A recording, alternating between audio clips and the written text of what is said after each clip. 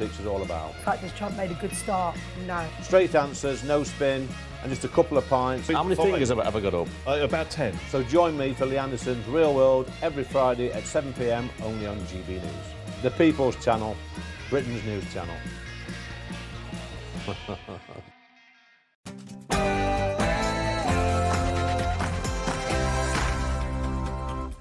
Hello, good evening. It's me, Jacob Rees-Mogg, on State of the Nation tonight. It's time to end the failed experiment of open borders. You have to end it now. See, I can tell you, I'm really good at this stuff. Your countries are going to hell. He's really good at this stuff. The United States President Donald Trump earlier this afternoon made an extraordinary speech to the United Nations with a scathing review of Europe's immigration problem. Is it time we listened to Donald Trump? And what does his verdict say about Britain's global reputation? Also tonight... Like it is, don't take Tylenol. Don't take it. Donald Trump also caused controversy by claiming paracetamol could cause autism in pregnancy, despite little evidence. But the bigger story is the erosion of public trust in experts. From the origins of COVID to everyday medicines, people feel risks aren't fully explained. Can experts rebuild trust with the public? It was the Don who set the standard. And then came a young Yorkshireman to create a new record.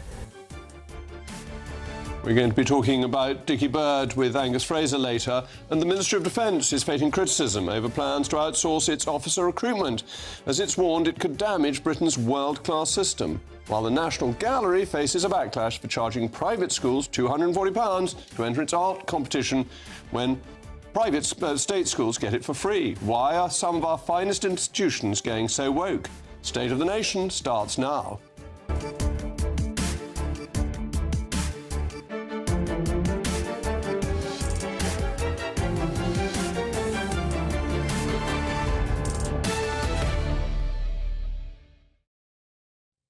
I'll also be joined by my most pugnacious panel, the former editor of The Sun, Kelvin Mackenzie, and the journalist and broadcaster Michael Crick. I always want to know your views, mailmog@gbnews.com. But now it's your favourite time of the day, the News Bulletin with Tatiana Sanchez.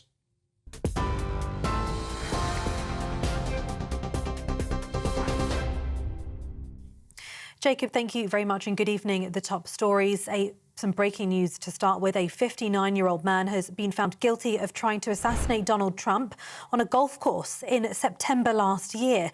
Ryan Ruth was arrested after a rifle was seen poking through bushes at Mr. Trump's West Palm Beach golf course in Florida. The incident occurred weeks after a bullet grazed the president's ear in another assassination attempt at a rally in Pennsylvania. Ruth, who faces the prospect of life in prison, pleaded not guilty to all 5 charges against him and opted to defend himself in court. But he was found guilty of all counts following a trial in Florida, and reports are now saying he tried to stab himself in the neck with a pen when the verdict was being read out. Elsewhere, Donald Trump tells the UN General Assembly it's time to end the failed experiment of open borders as he accused the UN of facilitating an invasion of Western countries. Mr. Trump said the European continent is in serious trouble over migration, while also criticising its failure to cut off Russian energy products as embarrassing. Mr. Trump also hit back at countries recognising Palestinian statehood, saying that recognising it as such would be a reward for the terrible atrocities Hamas has committed, as he told the terror group to release the hostages now. It comes after Foreign Secretary Yvette Cooper confirmed Britain now recognises Palestinian statehood, warning the two-state solution is in profound peril. Unfortunately, Hamas has repeatedly rejected reasonable offers to make peace. We can't forget October 7th, can we? Now, as if to encourage continued conflict, some of this body is seeking to unilaterally recognize a Palestinian state. The rewards would be too great for Hamas terrorists for their atrocities. This would be a reward for these horrible atrocities, including October 7th, even while they refuse to release the hostages or accept a ceasefire. In other news today, the Home Office will seek to deport asylum seeker Hadush Kabatu following his 12-month prison sentence for sexually assaulting a 14-year-old girl. Sources have told GB News that the process to deport him following his sentencing has already begun. The court heard how the Ethiopian national tried to kiss the girl put his hand on her thigh and told her he wanted to have a baby with her. He also harassed 2 other teenagers and another woman. The 38-year-old denied the allegations, calling them fabrications, but the judge said the evidence was clear and consistent. He was sentenced to 12 months in jail after being found guilty on all 5 charges. His arrest earlier this summer sparked protests and counter-demonstrations outside the Bell Hotel in Epping. And Health Secretary Wes Streeting has urged pregnant women to ignore Donald Trump's claims about a link between taking paracetamol and autism. Speaking from the Oval Office, the president said US doctors will soon be told not to prescribe the drug known by its brand name Tylenol, despite decades of advice that it's safe. UK health officials insist paracetamol is the safest painkiller for expecting mothers, warning President Trump's comments could pose health risks. And those are the latest headlines for now. More from me in an hour. For all the latest from GB News whilst you're on the go, get the GB News app. Scan the QR code now to download or visit gbnews.com/app.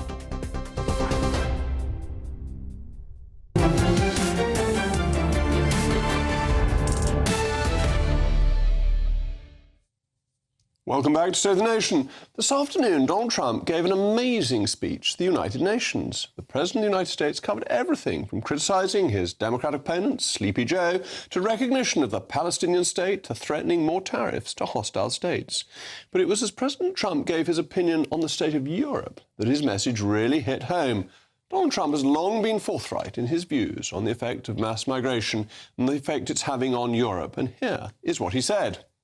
The President of the United States, but I worry about Europe. I love Europe. I love the people of Europe. And I hate to see it being devastated by energy and immigration. This double-tailed monster destroys everything in its wake. The double-tailed monster. He accused European nations of risking our entire existence by wanting to be nice, going as far as to say, it's time to end the failed experiment of open borders. You have to end it now. See, I can tell you, I'm really good at this stuff. Your countries are going to hell. And he is really good at this stuff, isn't he? Speaking with authority and humour. He has tackled this problem successfully in the United States, deporting a reported 200,000 illegal migrants and taking office in January. And I think that's why we should listen to him. In the financial year 2023 to 24, the Home Office, that's you, the taxpayer, spent £5.38 billion on asylum alone. In March 2025, households with at least one foreign national received nearly £1 billion in universal credit, up from under £500 million for the same type of households in March 2022. We are failing to deport people with no right to be here because a pseudo-judge decides a child's propensity for chicken nuggets is more important than upholding the law. President Trump, as he often does, praised the Reverend Starmer, but the compliment was not bestowed on the London Mayor Sadiq Khan. Last week, Trump told reporters he'd asked the mayor not to participate in his state visit.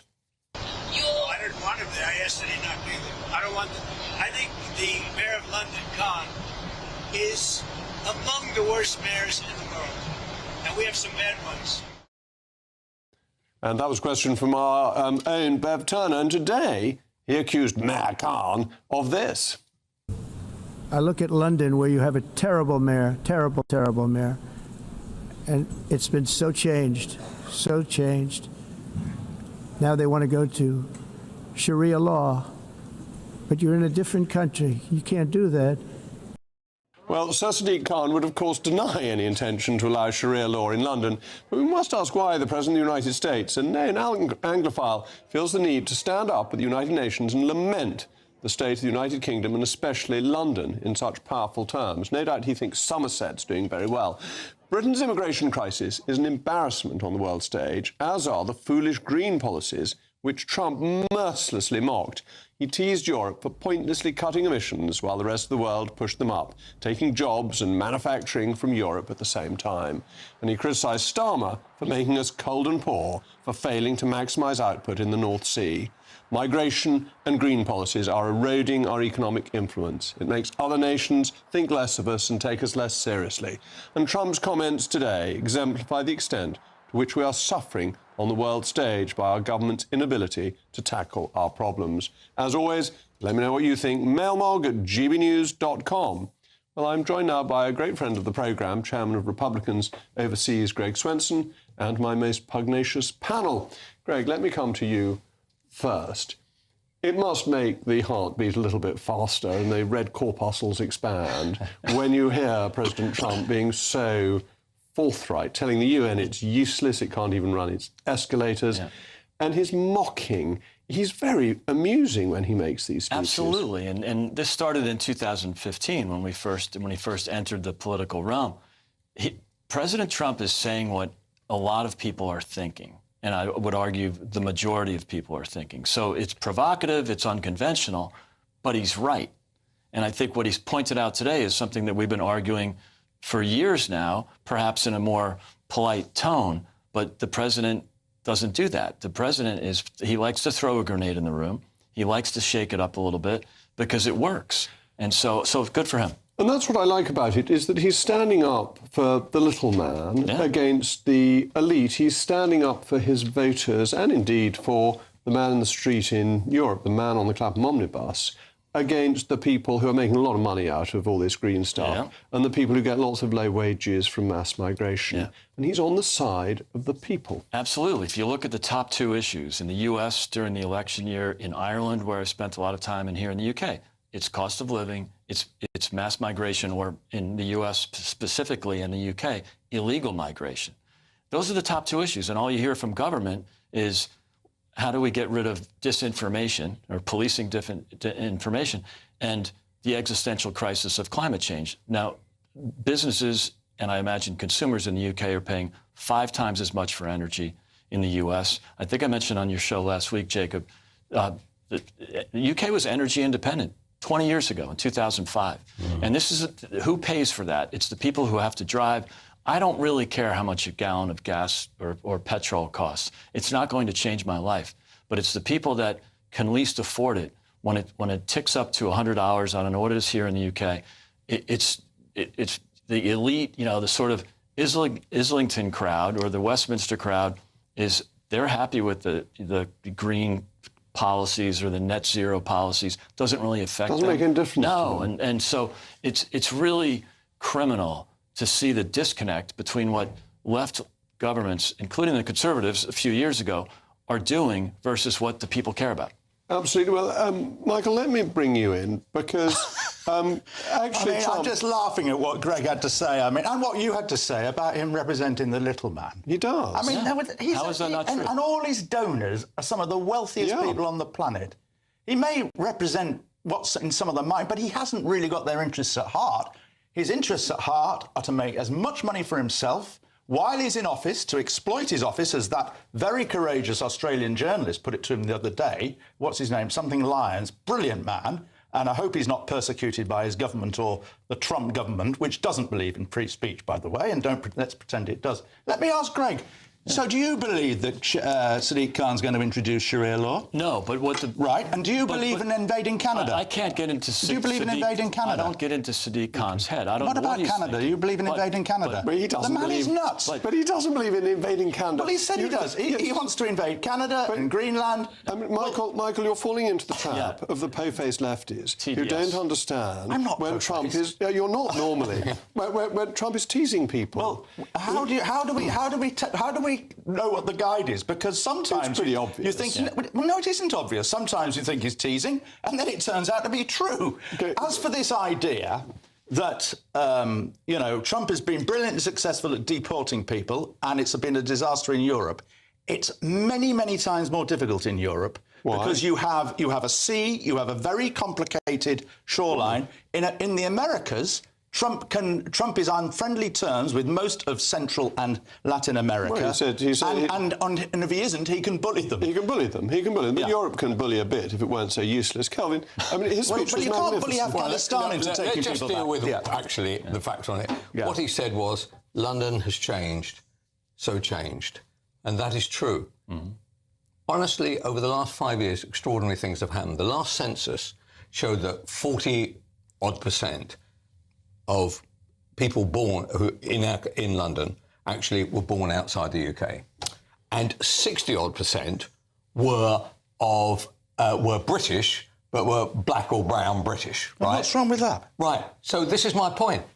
Right. So that is where you are. So you're going to say that our capital city, being 60% dominated by people of colour, is normal. Do you think that's normal? That is not normal, Michael. You've gone mad. Our capital city is a lot more successful than his capital city, where on his own terms he's had to send in the National Guard. He sends it in. He sends the National Guard into a lot of places, and the crime goes down 40% when he sends it in. It's now completely safe. You can now walk to dinner in Washington. It is not prospering, man. It is prospering. It's the one prosperous button Manchester. You do live in London, don't you? I do live in London. Well, I'm telling you, it is not prospering. You get anybody from You go on about black and brown people. Why don't you consider them for what the country to change without my permission? I want to vote on it. I want to vote on it, Michael. You don't want to vote on it. You just want to agree on it. You want to vote on it. I want to vote on saying we don't want any more people coming into our country. We can't cope with what we've got. White people as well. I don't care what colour they are. Well, why did you not mention them? I can't come in because what Trump said, if you had listened, he said that London has changed, and anybody who is a Londoner, it has changed. You know that. City changes. No, not in the way that London has. Thriving capital cities change. It's not in the way London has. London has been an enormous change. If the city didn't change, it would be stagnating. I don't want this is a wonderful city illegals or anybody coming into our country. Two of the world's greatest universities. I think I'm going to come to Greg, because Greg, clearly Donald Trump had a point. London is in a bit of a muddle, and we see it from these two, that people can't agree on what London's like. Absolutely true. And that actually it's feeling poor and dirty at the moment. And Jacob, you're right. He likes to taunt. He likes to taunt the progressive left, and it's worked, obviously. And so I think that, they have the tantrums. So there's, again, he's unconventional. There'll be tantrums. The progressive left and the media, same thing in the U.S., will go berserk. And then in a few days, people will start to think, you know what? He has a point. What, about Sharia law? He has a... Well, no. Well, could you tell me? Go through the speech and tell me where he was teasing. Just like invading Canada. Why does he keep saying or buying Greenland? Because he likes can you tell me what things it is that, and what else is he? You weren't listening to my first point. He likes to throw a grenade in the room and be provocative, and then the outcome. Can you tell me what the grenades are? Because we would like to have a guide, please. The outcomes from his first term, for example. For instance, Gaza, turning it into a seafront for the rich. Yeah. Is that a grenade or is that a real policy? And guess what happened? Neighbors in the region made commitments to rebuild. Now agrees with that. So look at the outcomes; they work. I think the key to this is that the left never know when their leg is being pulled. Anyway, thank you very much to Greg and my panel, proving their pugnacious nature. Coming up in just a moment. I want to say it like it is. Don't take Tylenol. Don't take it. I don't think Tylenol is available in the UK, but Donald Trump also caused controversy by claiming paracetamol could cause autism in pregnancy, despite there being little evidence. But the bigger story is surely the erosion of public trust in experts. From the origins of COVID to everyday medicines, people feel risks aren't fully explained. Can experts rebuild trust with the public?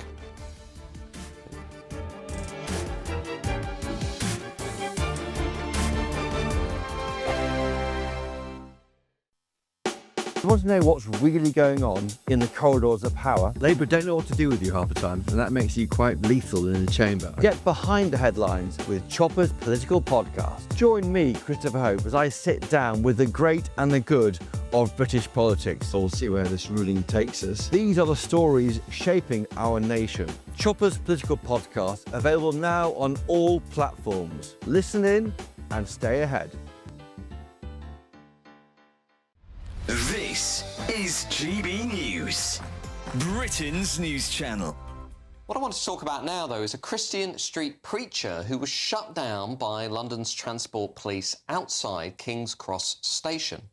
Now, she has exclusively spoken to GB News, claiming that Christians are being heavily persecuted in this country and that police are not doing this to other religious speakers. Shocking, indeed, if true. Well, are we living in this two-tier approach by the authorities that we hear so much about?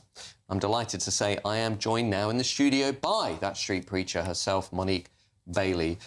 It is true that the police did tell us that you need a permit, so that is truth, but it's the way it was handled. She was very it was just astonishing. I just couldn't believe how a police person could come against us like that. Like, we were abiding by the rules. And by the way, I didn't actually put the full clip on just to, in a way, save her, because it actually got worse. OK. Yeah. Monique, can I just quickly ask, if you take a step back and look at Britain, you know, as a Christian, you see the demonstrations that we've had since October 7th, some would say pro-Hamas, anti-Israel demonstrations, pretty overt displays of anti-Semitism. Yeah. We've had the Lucy Connolly case. We've had, I would argue, clear evidence of a two-tier approach within our judicial legal system. Do you think that we are actually now entering a society where some groups, some religions are treated much more harshly than others? Do you think, for example, if you had been a Muslim preacher in King's Cross Station, the reaction would have been the same? Yeah, of course, every religion gets something thrown at them, but I do think, of course, Christianity is the most persecuted, and I do think we will see it more. GB News, the People's Channel. Decisions made in Washington aren't just shaping America, they're shaping Britain too. From migration to global security, from crime to health. Whatever happens in the White House today will be felt in your town or city tomorrow. That's why The Late Show is live from Washington, D.C. Cutting through the politics to show you what it all means for Britain. The Late Show live every night at midnight. Only on GB News, Britain's news channel.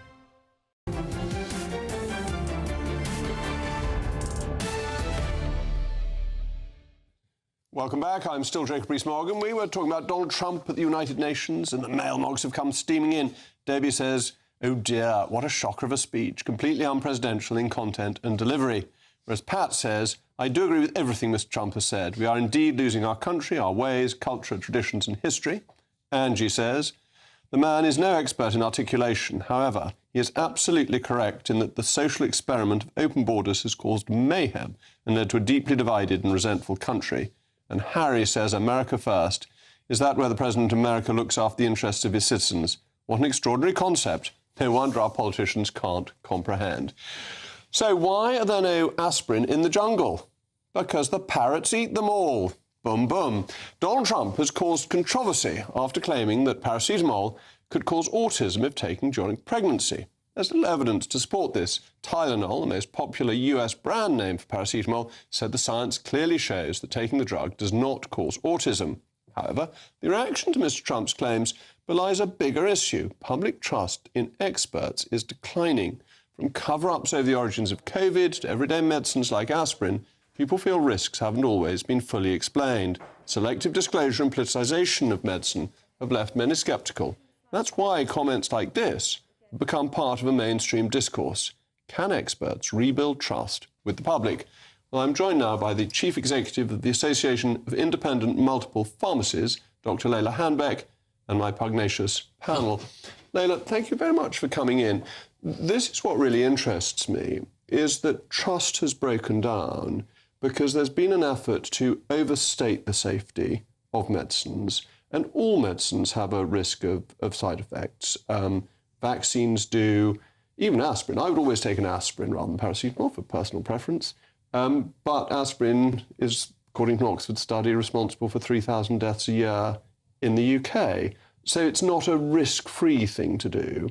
And that governments and experts need to be more honest with the public.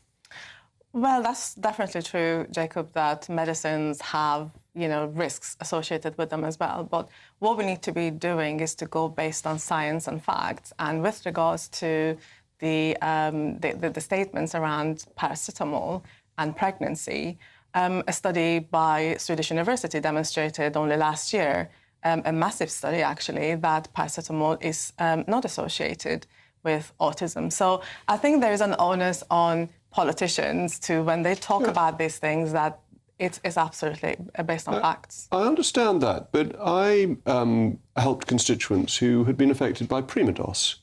And the cover-up over Primados, which is quite extraordinary, a drug that was used for pregnancy testing but turned out to be an abortifacient, was done in such a way that it undermines trust. And people, every time a drug is challenged, the experts come out and say, all studies show it's perfectly safe.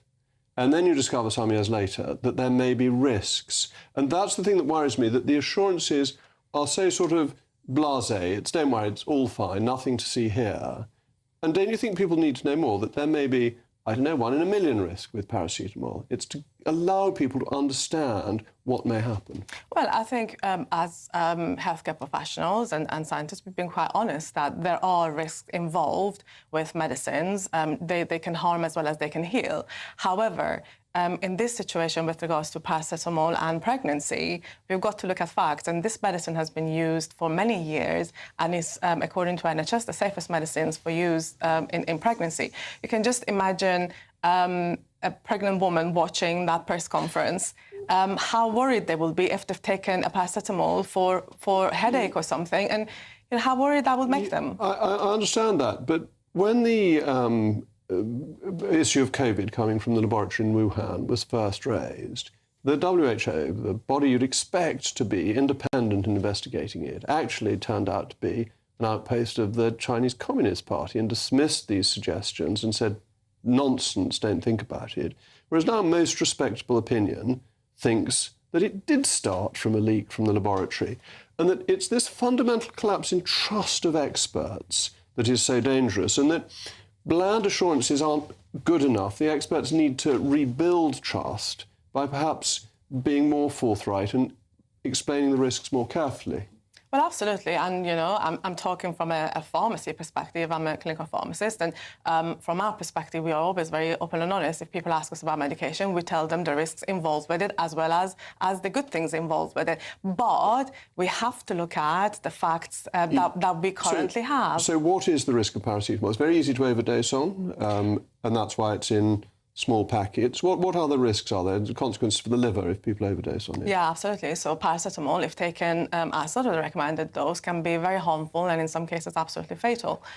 So there are, serious risks involved with it. But in pregnancy, if taken according to the recommended dose, it's proven to be safe compared to any other painkiller. Safe compared to any other, but what level of risk does that mean? What is the worst thing that could happen? And how often does the worst thing happen? Well, the studies that have shown so far, including the one that was carried out in Sweden with relation to autism, what Donald Trump was talking about, demonstrated that there's very little risk, associated with that. That there's no, really, when you look at the whole cohort of people that they looked at, including the siblings, that there was no association with autism. Kelvin, let me bring you in, because this issue of trust, I think, is fundamental. And actually, it's beneficial if people do trust some experts, but the experts destroyed the trust themselves. Right, but the issue really, the trust comes out the fact that social media is involved. And directly you get social media involved in these kinds of debates, you will always find a percentage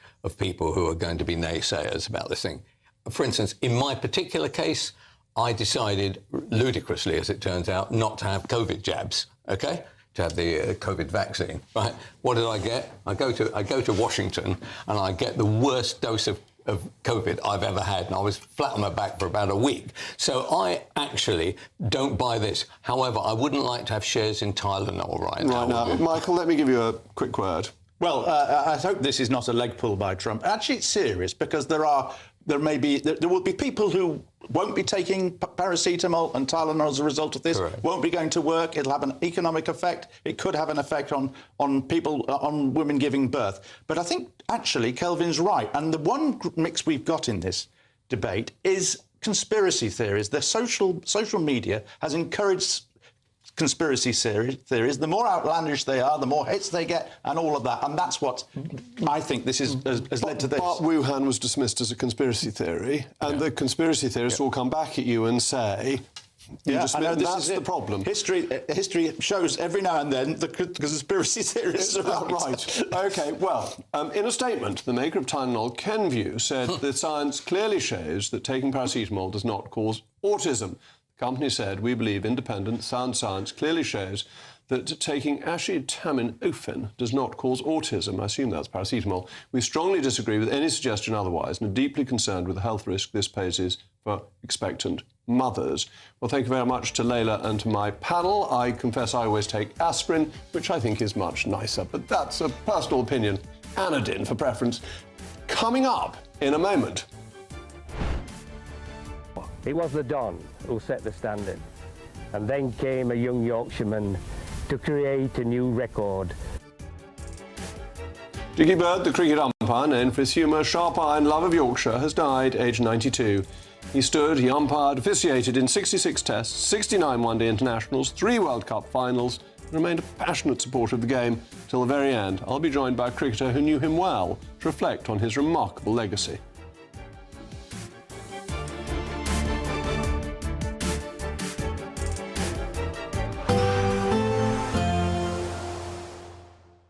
Dinner under the stars tonight? That reminds me of our travel insurance. You mean all clear skies? All Clear Travel Insurance sponsors GBNews Travel Destinations Forecast.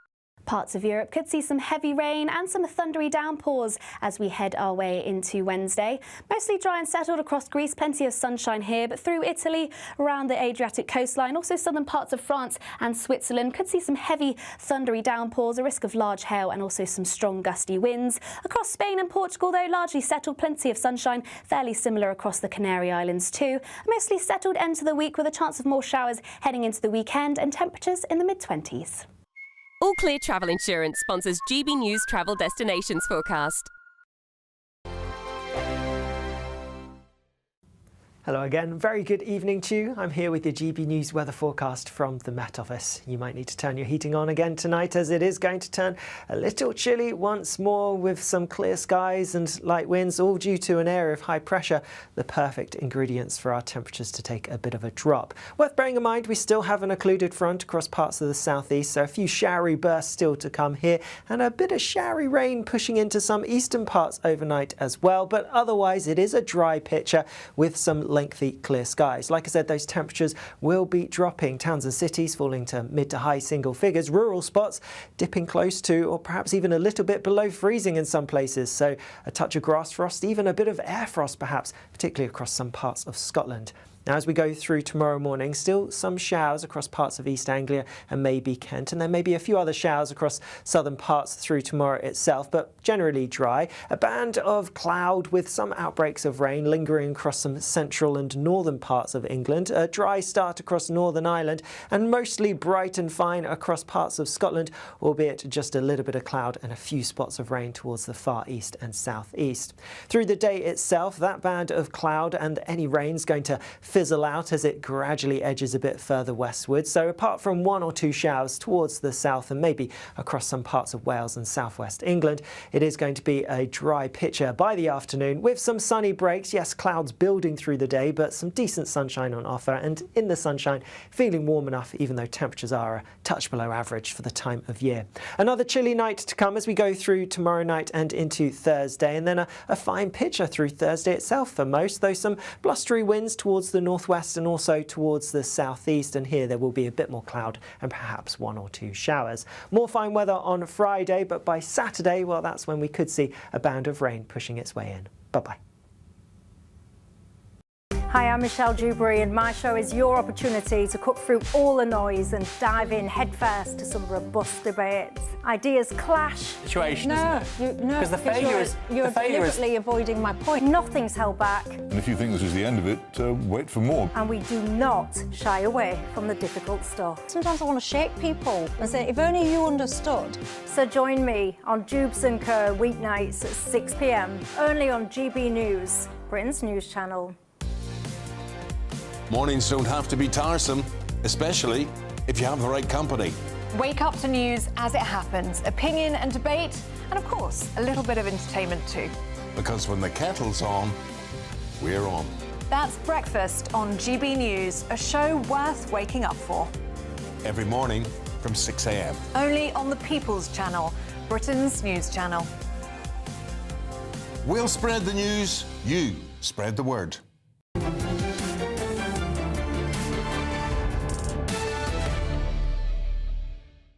Cricket has lost one of its greatest figures today as legendary umpire Dickie Bird has died at the age of 92.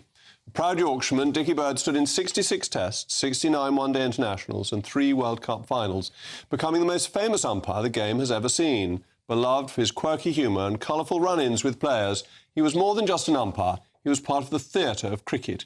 He remained a passionate supporter of Yorkshire to the end, famously attending as many games as he could at every level of the sport.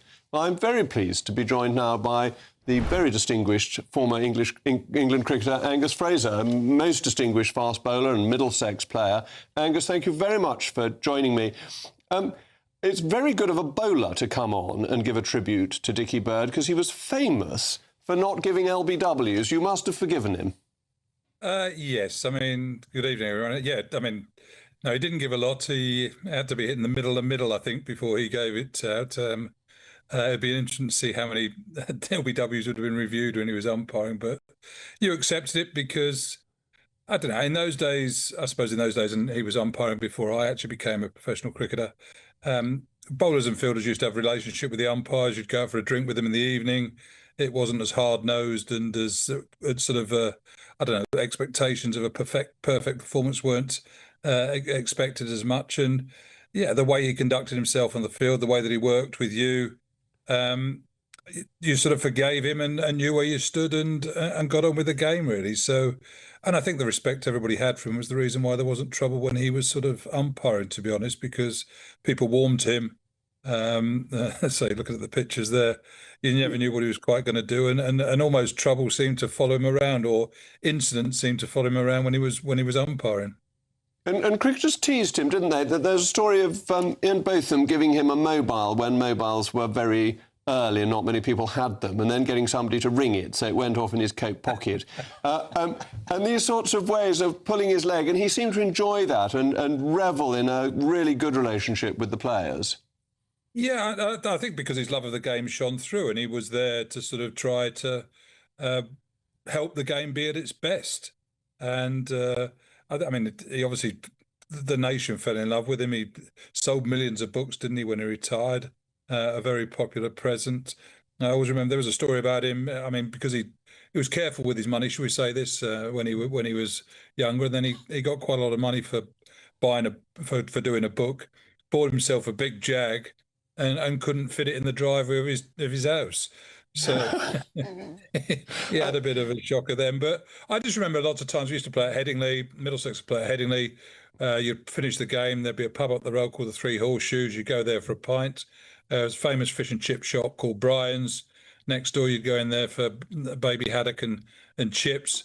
And Dickie would always be there because he had a really good relationship with people like Mike Gatting and John Embry, who'd invite him along. And he'd be there in the chippy, sat down, having a cup of tea and eating your fish and chips, just telling stories and chuckling and laughing and loving people's company. And cricket was absolutely everything to him. My producer actually used to work in the ground at Scarborough and says that he was always there watching any level of cricket just to be involved and to see what was going on. So his passion for it was above and beyond anybody's. Yeah, I mean, as someone said, I mean, never married, but he was married to the game, wasn't he? I think that sort of is a way that it's described. And yeah, I mean, he did love the game. He just loved being around cricketers and loved, I suppose, telling. I mean, there were Yorkshire dressing room, or playing in that Yorkshire team would have been an interesting experience back in those days with so many large, powerful and vocal characters. And he loved sort of telling tales about the things that were said and what they got up to, and obviously the incidents. And as I used to keep everybody entertained with them. And do you think the change to neutral umpires has had an effect on cricket? Has it made the game less collegiate? Obviously, that happened after Dickie Bird retired. Yeah, I think it's a difficult one, isn't it? Because I suppose now with the TV coverage that's there, and the umpire and the fielders having the chance, and the batters having the chance to question decisions if they think they're shockers, maybe the need for neutral umpires is less than it was. But yeah, I mean, the fact that an English umpire will find it hard to umpire in a Test match in England is difficult, because surely that must be the highlight of a lot of people's career, to walk out at Lord's for a major match there. But that's become harder and harder. But I just think now, with the fact that the sort of review systems and things like that mean that far fewer mistakes are made and decisions can be questioned, means that hopefully, I say, umpires around the world will have a better chance of umpiring in their home country rather than having to travel to all four corners of the world to officiate. And Dickie Bird didn't like the technology, did he? He thought it was getting rid of the need for umpires, and umpires would be turned into computers. And it would, in a way, be sad if we didn't maintain these characters who could help even with perfect decision-making, the tempers that flare, I mean, we saw a bit of that in the England-India series this summer. Temperatures can rise a bit even when you've got the review system.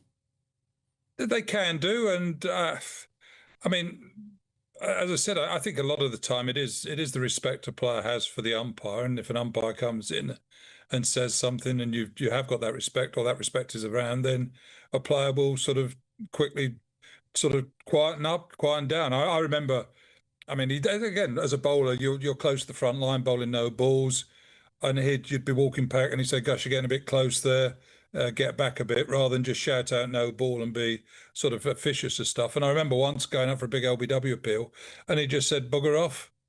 That was his sort of not out, it was just bugger off. And then that was it. And you sort of thought, fair enough, Dickie, and back to your mark. Back to your mark. That's a brilliant reminiscence, Angus. Thank you so much for joining me.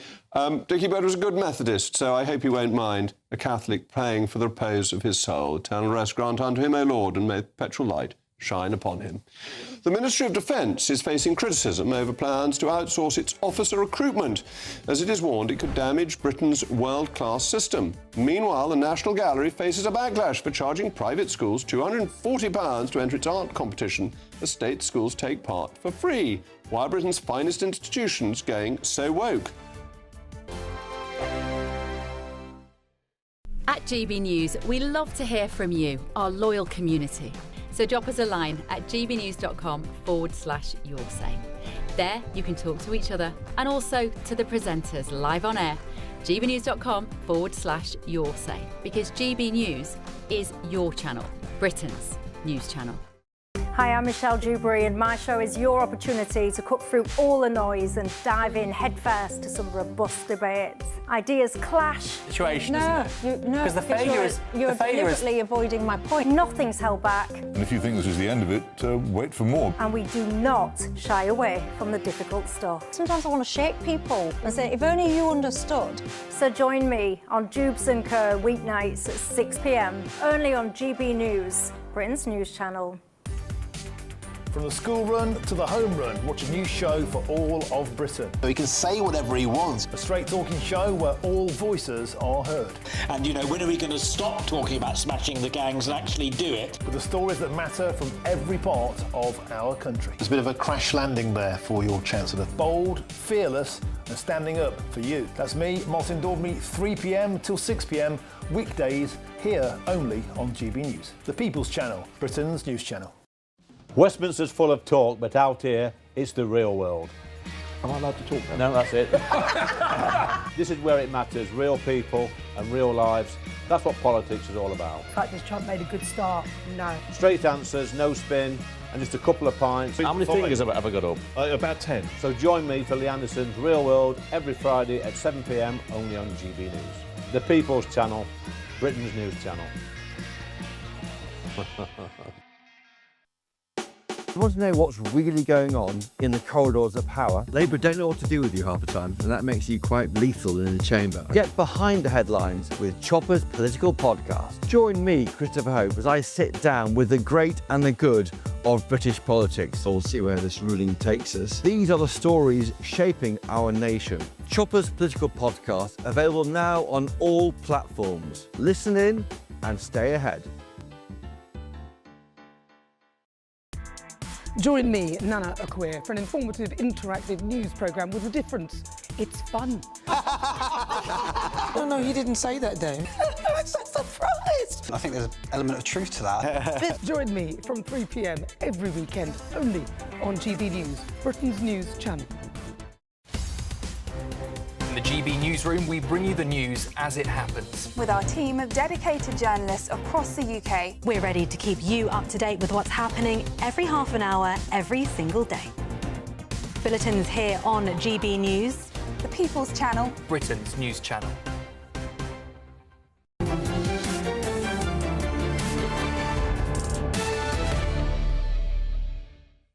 The Ministry of Defence, not yet renamed the War Office, as Donald Trump might like, has been warned its plans to outsource officer recruitment and merge the Army, Navy and RAF selection processes under a £1.5 billion Serco contract risk destroying a world-class system for negligible financial gain.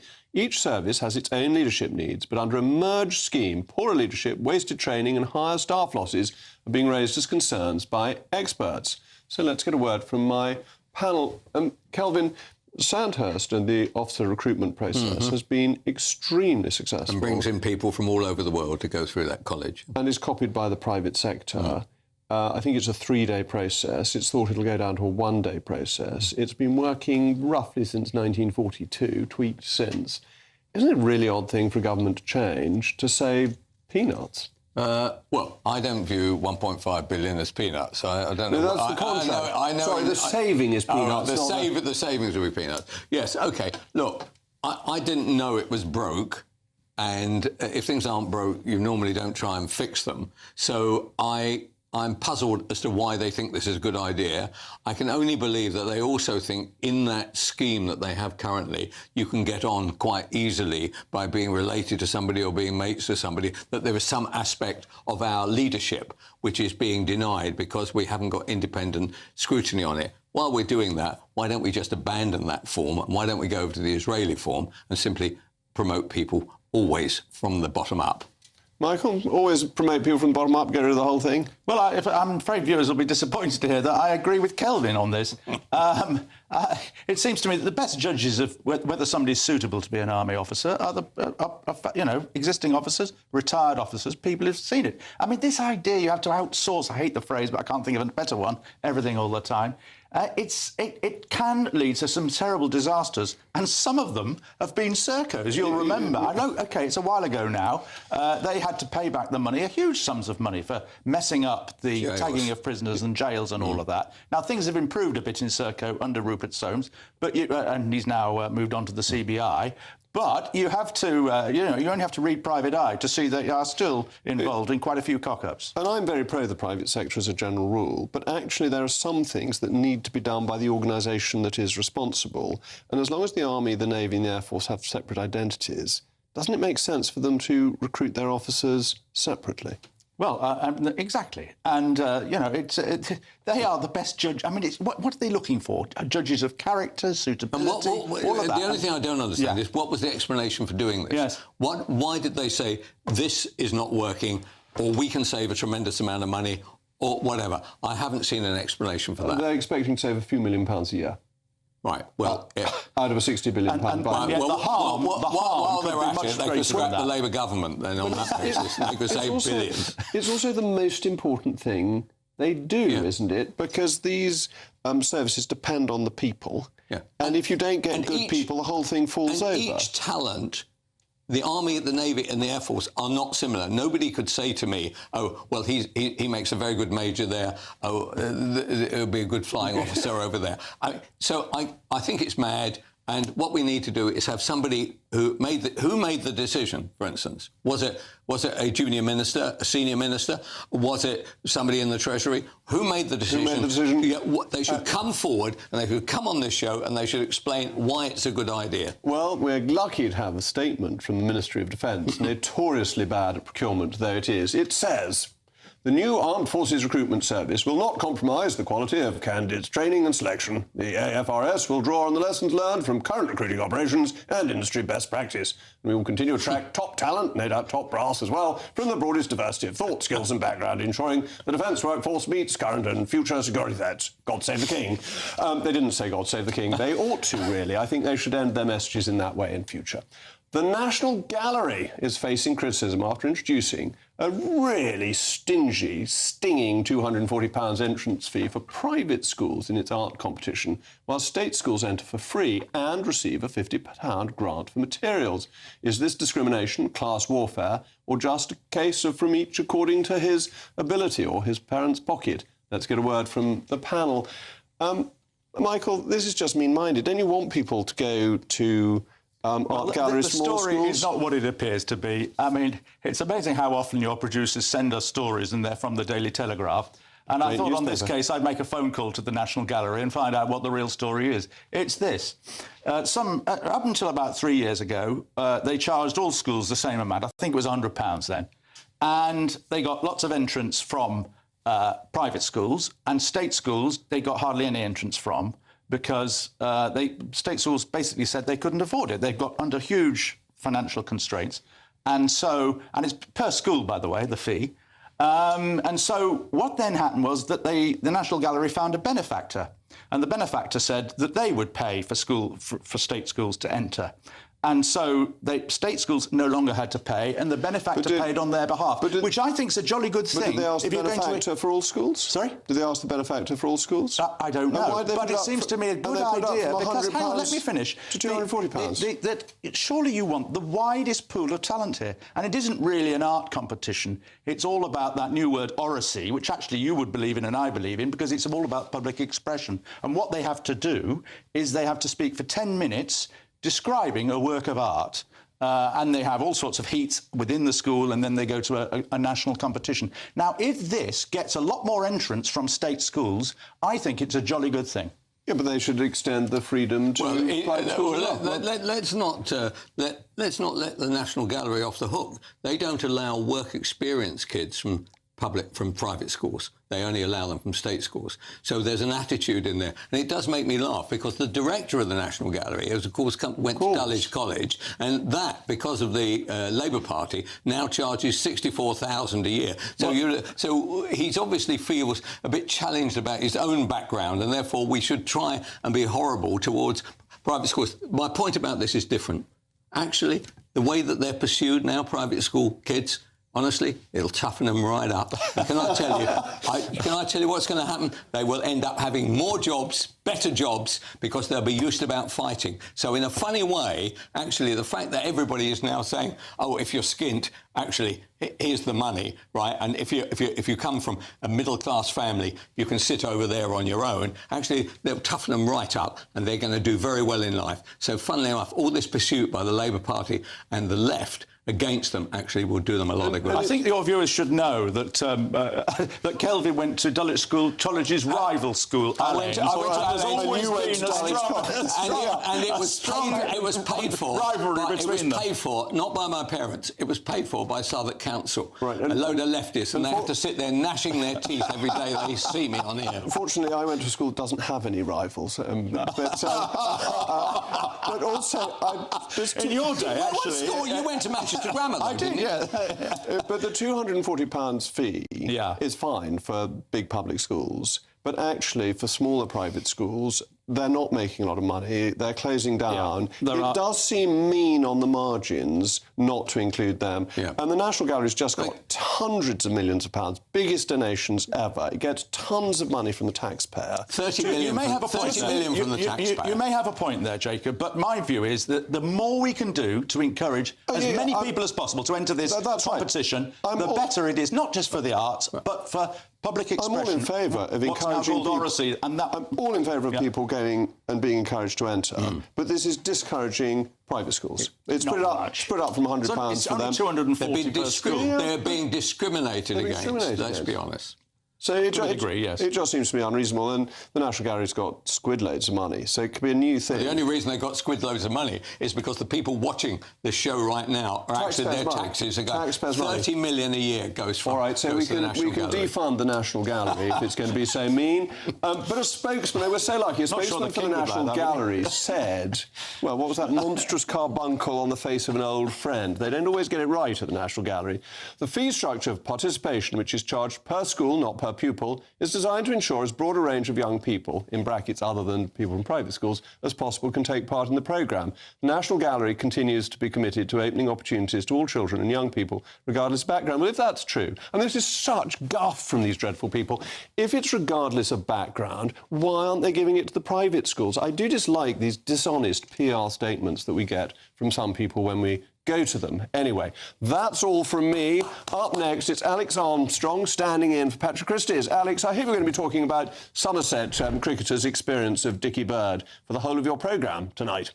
We certainly will, Jacob. That and so much more, because the circus is in town in Bournemouth, isn't it? Ed Davies seems to have Farage derangement syndrome. He said Farage's name at least 30 times in his conference speech tonight. But guess how many he said the Prime Minister's name? You'll be surprised to hear how many he did actually mention the government in his so-called speech to the nation.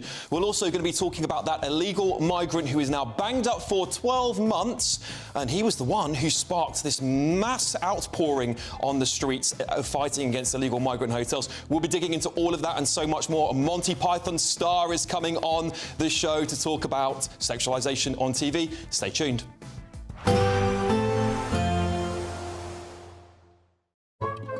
Today's outlook: cool, calm and completely horizontal.